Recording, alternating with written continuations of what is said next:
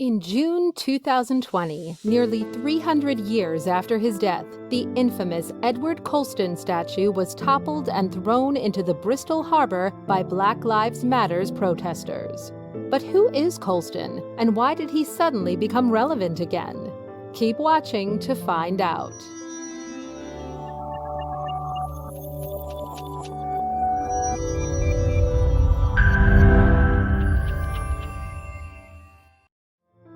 Edward Colston was born in November 1636 in Temple Street, Bristol, England. It is thought that he was the eldest of 11 or 15 siblings. The exact number is not known. After spending several years as an apprentice in the Mercer's Company, he became a merchant in London in 1672. Like his father, he traded textiles, oils, wine, sherry, and cod.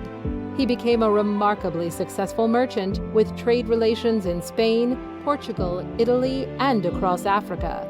By 1680, he had become a member of the Royal African Company, which held a monopoly on trading gold, silver, ivory, and slaves across the west coast of Africa. From 1689 to 1690, Edward Colston served as the deputy governor of the company. In 1692, his association with the company ended. In the 12 years that he was involved with the company, it is thought that the company transported over 84,000 men, women, and children from Africa to the Caribbean and the Americas. Of those, 19,000 are estimated to have died on the journey. The remaining were sold to work on tobacco and sugar plantations. Even though Colston distanced himself from the company, he continued to trade slaves privately.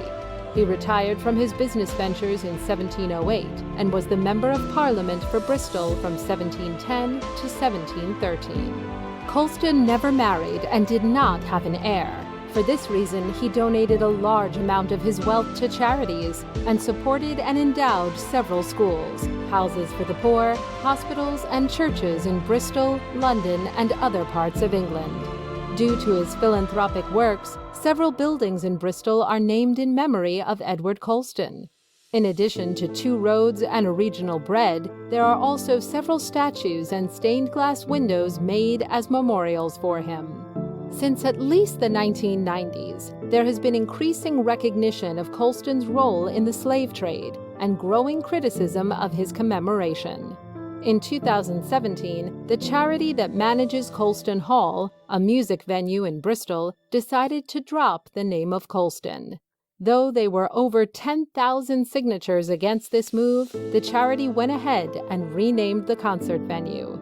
A year later, the Colston Primary School also rebranded itself to distance itself from the Colston name. On the 7th of June 2020, Colston's famous statue, designed by John Cassidy and erected in 1895, was toppled and pushed into Bristol Harbour by Black Lives Matter's demonstrators. A few days later, the Bristol City Council retrieved the statue and took it to a secure location, intending on turning it into a museum exhibit in the future.